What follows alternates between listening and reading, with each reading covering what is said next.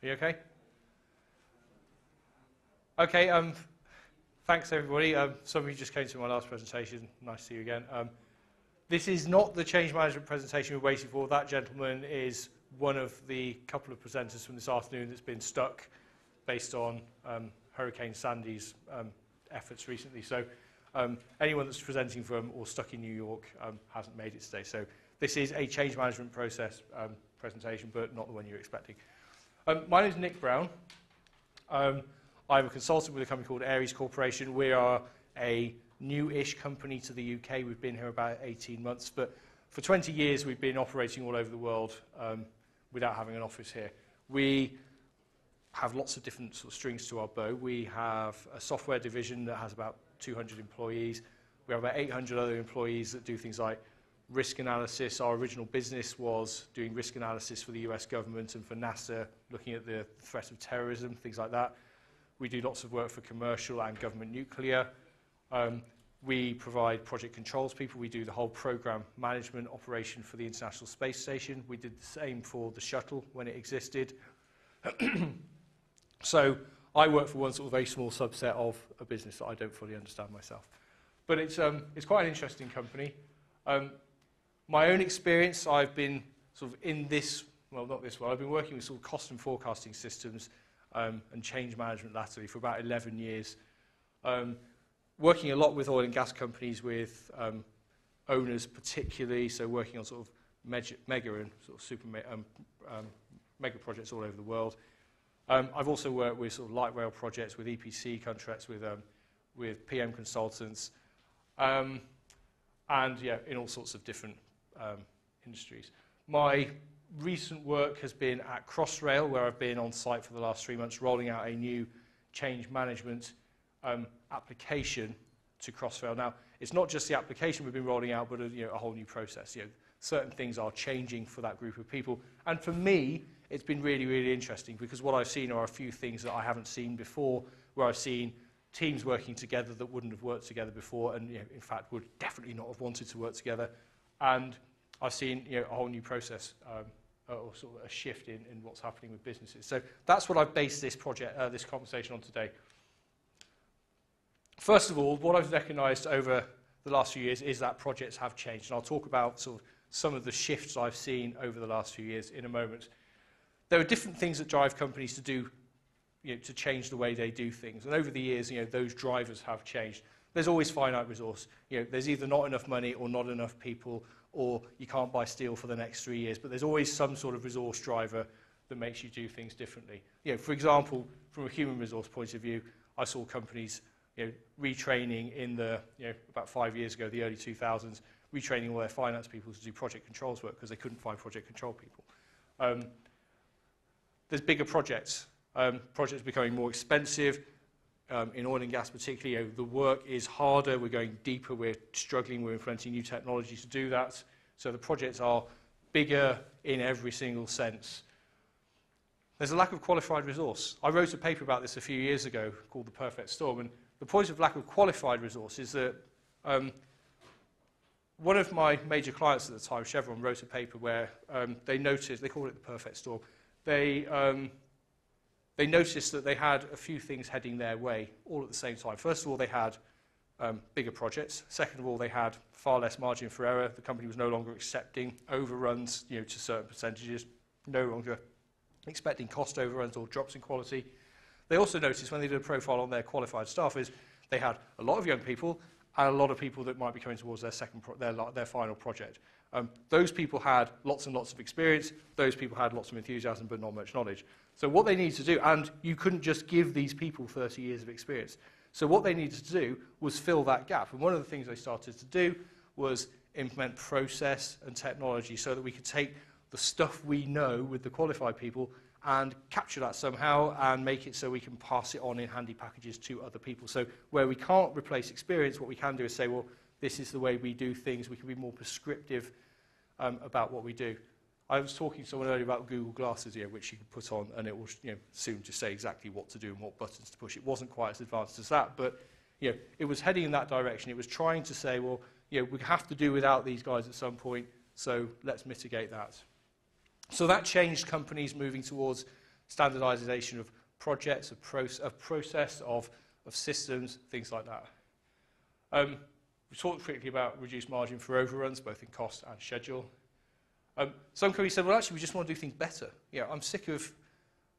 I had one company once in the former Soviet Union, and they said, well, and they're in one great big complex, and they're doing all sorts of different projects. And they said, well, we've got guys on that side of the corridor that are doing a gas pipeline, and the guys on this side of the corridor are doing an oil pipeline, but we can't move resource from one to the other because no one understands what they do. They forecast differently, there's a different way of structuring data. They can't even agree on how to define value of work done. They don't even agree that it's called value of work done. So we have to retrain someone to move from there to there, even though their pipelines are in the same trench, but they're just not, we don't have any mobility. If we want to move someone from one of our projects to another of our projects, we have to get them home and we have to retrain them. So they all work for the same company by name alone. So they wanted to be able to move people around quicker, make sure that they could just quickly get someone from one place to another so they could handle scopes of work and move on to wherever they're needed. A lot of companies have realized as well that they want to focus on value add. What they do is they find people that have spent years at college, done best in class, they've got, they pick people early and put them on their management training schemes, and then they basically put them on a project and turn them into a touch typist because all they do is spend their life typing in information. They don't get to use their skill, they don't use their intellect, they can't look at data and analyze because they are feeding the beast. The other drivers are they want to be able to look at comparable information. Again, I find it weird saying it, but I've seen companies that say, well, we can't compare this project to this project, or we can't look at our business because we're comparing apples with apples. We're apples with oranges. We're managing at different levels of detail. We can't roll this up. There's no standardization. And we'd really like to know what we're spending in Africa or what we're spending on exploration or what we're spending with this contractor or what our steel costs are across the business, rather than trying to sort of get each individual project report and pull out the relevant lines and a calculator and work it out that way. Another progression driver is people playing catch up. We're always behind the curve. We do period end. We take 2 weeks, 3 weeks getting our information. That's when we understand where we are. That's when we understand that 3 weeks ago we were in trouble. So we're never quite on top of our game. We're playing catch up. So we want to be able to. If I ask you a question, what's red in your project? Why can't you tell me now? Or I'll tell you in 3 weeks, sir, at the end of period. What that means is everyone's reactive. They're fighting fires. You've all used that phrase, I'm sure. And what we want to do is be proactive, be in control. Let's go looking for problems. Let's understand what we think's happening. Let's look for patterns and go and tackle those issues rather than just waiting for something to turn red and having a fit. There are external drivers for progression as well. Demand for growth. Now that could be the business, it could be shareholders. Competition makes us move faster. We have to stay on top with the game. Investors, money is tight. People can, investors have a lot of power now. They can decide where they're going to spend their money, what they want on their returns. Venture capitalists can be more ruthless about where they're going to invest. So where you invest is you have a choice. So you want to remain competitive and be on your game to get that investment. Unstable markets. There was a time when you actually had a rough idea how much a dollar was worth compared with a pound, whereas then there were many years where the world went into some sort of financial ditch and no one had a clue next day what the dollar's going to be worth, what the euro's going to be worth. If I'm going to buy something from Asia in a couple of years, what's it going to cost me then? I don't know. So again, people wanted to be more on top of that information and hedge their bets. Stock prices, that's not stock of materials, that's stock prices are in all sorts of fluctuation. And of course materials markets, people were forward buying steel for years in advance saying we don't know what we're going to do with it, we want to make sure we've got our name on the list so we get some. The other thing is we've seen over the years is regulators. In the US we've had Sarbanes-Oxley where people have been forced to prove that they have process, that they have systems in place so we don't have the next Enron. Anyone working with those companies needs to do the same. Anyone wanting to sort of, get investment from that side of the pond needs to do the same. Governments do the same. With public projects, there's never any more money. Crossrail is governed by an act of parliament. If you want more money, there isn't any. You'd have to go back to the government. So suddenly, people politically have to make sure they're in control as well. So I've seen this evolution where we've gone on a process form. There's another one in a minute that says software. From a process point of view, we went from project to project. There was no standardization in terminology, no standardization in work breakdown structure.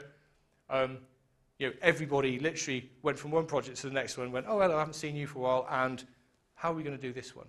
And they just start from scratch. Companies started to realize, well, hang on, we don't need to reinvent the wheel. We've just done a project. We know how to develop a work breakdown structure. We all know how to use value of work done or what our solution for forecasting is. So let's try and standardize that. So I saw companies, I helped a few of them, standardize key processes, just some standard ones. Have a standard work breakdown structure. It doesn't have to be prescriptive to level 6.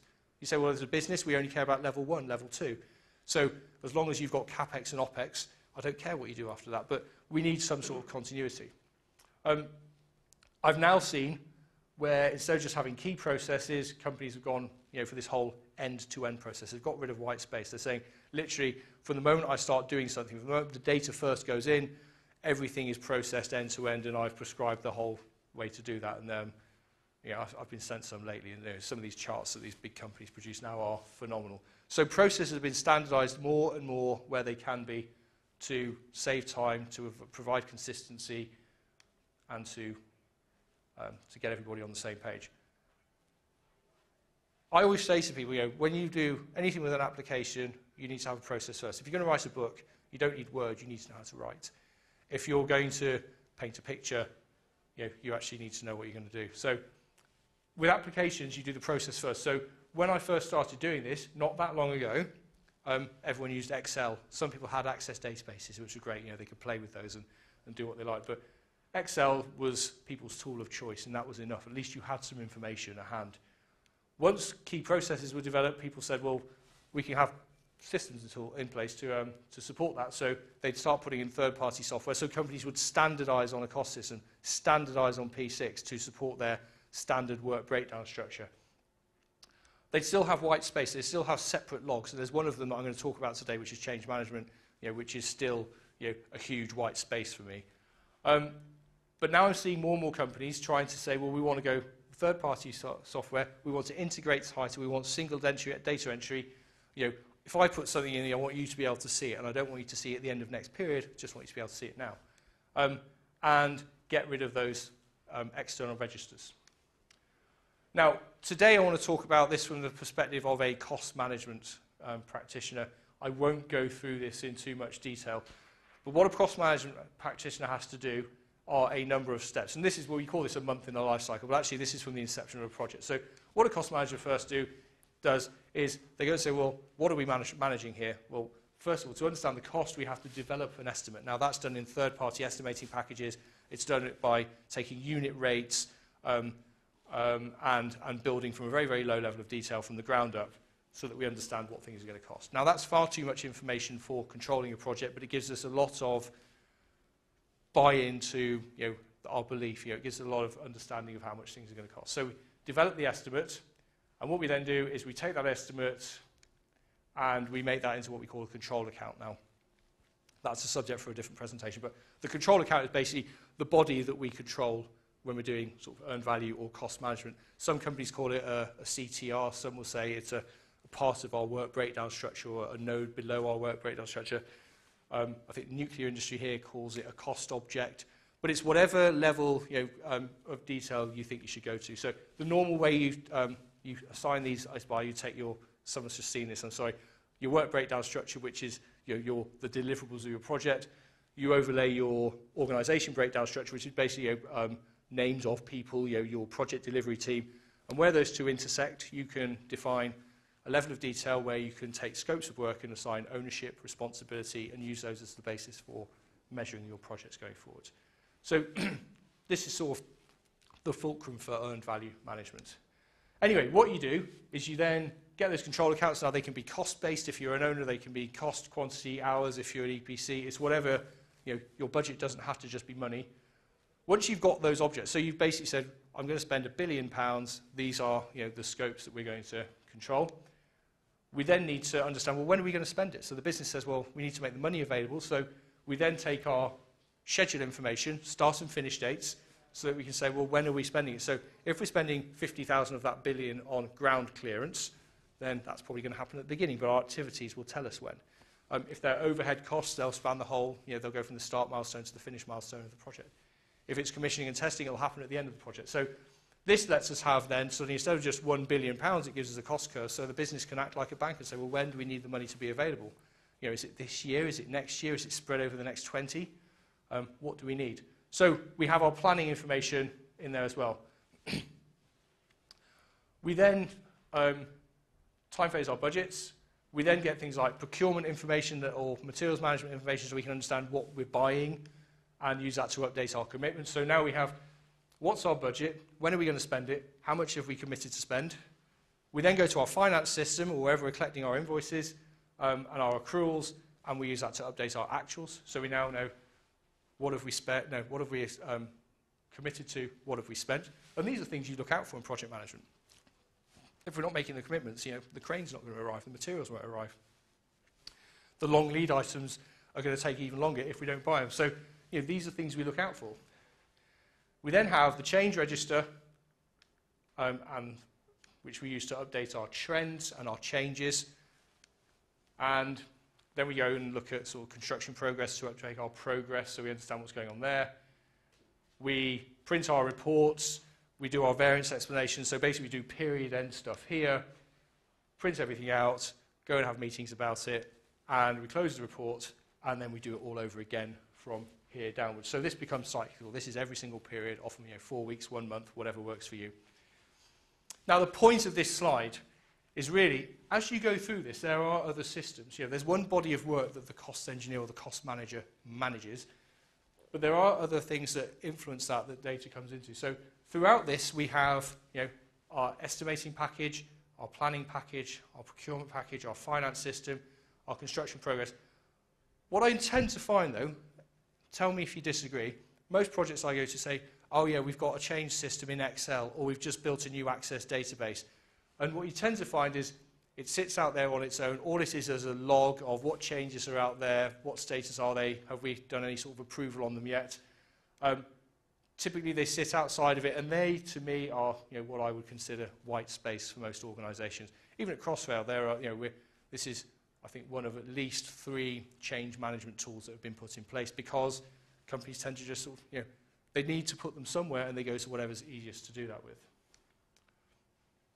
So today's discussion, I had to do this the other day because I was right after somebody that was doing a different kind of change, is we're doing change management, but we're doing project change. So we're not doing cheese moving. If anyone's into management theories and who moved my cheese, we're not doing that. We're not doing business change. We're talking about project change. So this is any change to a transaction which basically impacts your project, your program, budget, your EAC, or your funding. So it's basically anytime we move money, anytime we allocate more money, any change we do to our budget, our construction budget, is considered a change. Now, there are a number of issues, and I'll just talk about some of the issues that people face, and then we'll talk about how people approach that. So from a change point of view, people like to know what's happening because change is normally not considered great. I mean, some positive thinking companies don't talk about change or risk, they talk about opportunities and vulnerabilities. But really, change is often seen as something that's going to change my estimate at completion. So that's something that makes companies sort of want to focus on it more. They're also getting more focused, to forecast more accurately. The cost engineer's job normally, the line one, is to be as accurate in your forecast at any given time. Companies now want, as I said, they don't want that 3-week delay. They want fast, accurate forecast information. They, sorry, my phone, I've got an alarm going off. I haven't filled my timesheet in today. They have separate logs, so this is a problem for them. They have paper trails, it slows down the process. The end-to-end process of completing a change can take ages if it's done right. And they're sick of updating that additional information. They're sick of trying to find out whose inbox, who's got that change. Did I send it to you? What did you do with it? Oh, I sent it to Bob. Where's it now? So they want to understand that. I am going to have to stop this. I'm very sorry. It's going to get louder and louder. The other thing now I'm finding is change is not just a project issue. It's not just something that happens in the change hut and the porter cabin on sites. Other functions are getting sucked into change. We're finding that finance is involved in change now because finance might be impacted by certain things. Management might be impacted in change because you don't just have a project budget, we have a program budget, and management decides where they're going to spend the money. They look at If you looked at the Oracle presentation this morning, they look at portfolios. They want to understand where the best ROI is, where we're going to spend the money is, where our opportunities are for making most profit. We often find as well change involves other parties. It includes the complexity, the cost, the diversity, the number of sites we're going to use. And as long as we have more sites, more stakeholders, more signatures required, it becomes more complex. When we've looked at a lot of these logs and challenged clients, we find that a lot of changes are considered out of governance. Now, for some companies, it doesn't matter, but a lot of companies say, well, changes have been approved by the wrong people that don't have the authority to do so. They'll say, if we're doing a budget transfer, only half of it. A budget transfer is basically, it's 2 transactions. I'm giving you £100 and you're taking £100, so we should both sign off on that. And you find that changes are only half complete. Or the financial element hasn't been approved, but the delivery element has been. What I'm also seeing is changes no longer just being scope changes and contingency drawdowns for the central pot, but changes now relate to contract management. So people don't just have a scope of work with saying, this is our budget. They want to look at what they're spending with contracts and statuses. So anyone's familiar with control accounts, what you used to do is you'd have a scope of work for electricals, for mechanicals, for procurement items. But now what you'll find is that where you had one before, you'd have 5 or 6 now to show you different subsets of that or different statuses of that. So that asks different questions. So in the old days, my experience with people say, well, we want to know what our budget is, what our remaining budget is, what's our status at the moment, what's our commitments, what are our accruals, what's our actuals, therefore what's our value of work done,